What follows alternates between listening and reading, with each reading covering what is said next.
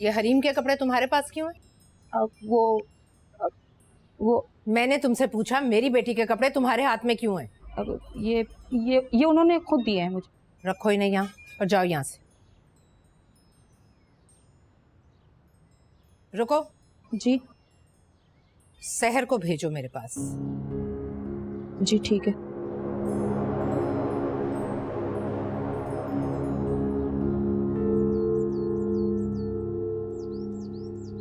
I'm sorry. आप क्यों sorry कह रहे हैं?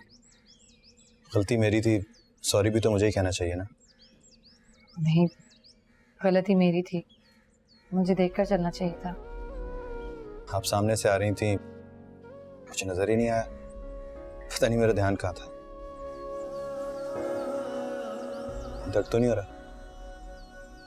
नहीं, खैर गलती मेरी थी, रहने दे। चलो शुक्र है शीशा ज्यादा अंदर नहीं गया, वरना हो सकता है डॉक्टर को ही बुलाना पड़ जाता। वैसे आप कोशिश कीजिएगा कि थोड़ा आराम करें, कुछ दिन काम ना कीजिएगा। जी। वैसे मैं जानता हूँ क्या? यही कि घर वाले आपको आराम करने थोड़ी देंगे, लेकिन फिर भी अगर आप चाहती हैं कि आपका जख्म जल्दी भर जाए और पाँव जल्दी ठीक हो तो कोशिश कीजिएगा कि आराम करें।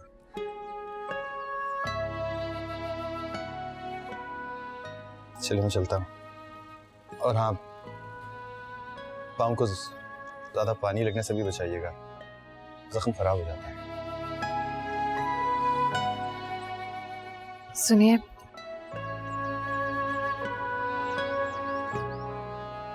आपका बहुत शुक्रिया।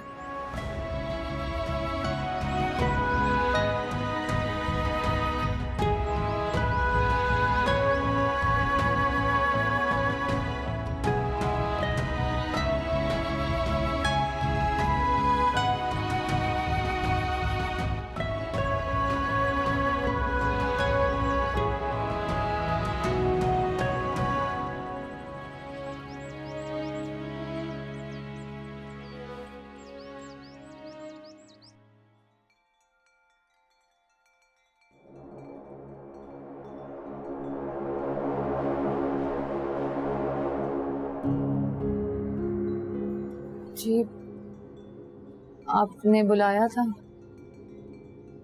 ये तुम्हारे पाँव में क्या हुआ? कुछ नहीं, बस वो जरा सी चोट लग गई। जरा सी चोट? लेकिन पट्टी तो ऐसे बांधी है जैसे बहुत बड़ा जख्म लग गया।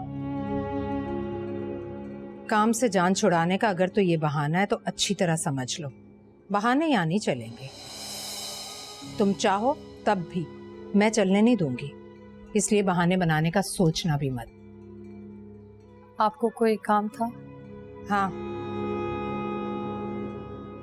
ये हरीम के कुछ कपड़े हैं, आउट ऑफ फैशन होने की वजह से उसने पहनना छोड़ दिया। तुम तो पहन सकती हो, फैशन के आने जाने से तुम्हें तो कोई फर्क नहीं पड़ सकता।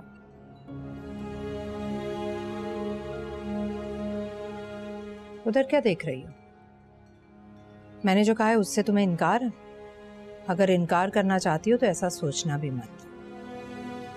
इस घर में तुम्हें मेरी बेटी की उतरन भी पहनने को मिल जाए तो गनीमत समझो। खुशनसीबी है तुम्हारी, वरना मैं तो तुम्हें इस काबिल भी नहीं समझती। मामा चुप रहो, जरूरी नहीं कि तुम मेरे हर फैसले के बीच में टांग अड़ाओ। खड़ी क्यों हो? उठाओ ये कपड़े और जाओ यहाँ से। इससे ज्यादा की इस घर से अपने लिए तवक्को भी मत रखना।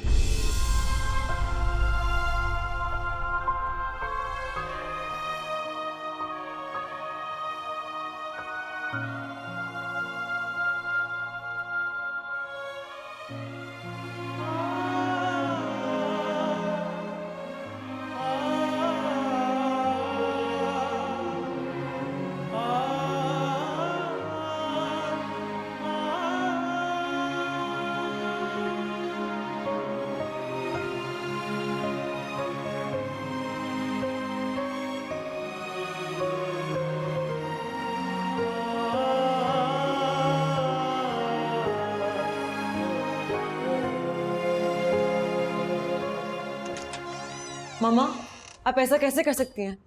क्या सोचेगी वो मेरे बारे में? मैंने वो कपड़े फरजाना को दिए थे। और मैंने उसे दे दिए जिसका वजूद मुझे फरजाना से भी ज्यादा नागवार गुजरता है। मामा, आपने ऐसा क्यों किया? आपने उसकी नजरों में मुझे छोटा कर दिया है। मेरी समझ में नहीं आता कि तुम उसकी नजरों में अपना कद क्यों बढ़ाना चाहती हो। वो मेरी और जामन की कजिन है मम्मा। और मैं तुम्हारी माँ हूं। तुम्हें वो नजर आती है लेकिन मैं नजर नहीं आती। वो दुश्मन है तुम्हारी माँ की। मैं अपने दुश्मन की बेटी से मोहब्बत नहीं कर सकती। तो मत करें। आपसे मोहब्बत करने के लिए कह भी कौन रहा है? लेकिन कम से कम मुझे तो उसके सामने जलील मत करें। तुम्हें कुछ अंदाजा भी है कि तुम क्या कह रही हो? अच्छी तरह से। अच्छा, तो तुम उस 2 टके की लड़की की खातिर मेरे सामने, अपनी माँ के सामने खड़ा होना चाहती हो? For God's sake मामा, मैं ऐसा कुछ भी नहीं चाहती। लेकिन मैं ये भी नहीं चाहती कि सहर मेरी उतरन पहने। क्यों?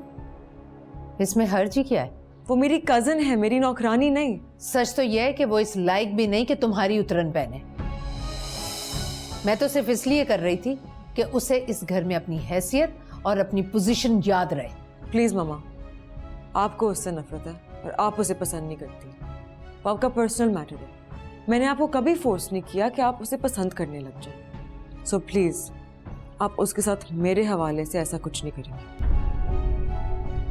अच्छा, मुझे तुमसे इसी जवाब की तवक्को थी। लेकिन मेरी एक बात याद रखना, जितनी तुम उसकी साइड ले रही हो, उससे मोहब्बत जता रही हो, उसे जामिन और राफे के साथ आउटिंग पर ले जा रही हो, ये सब भी ठीक नहीं है।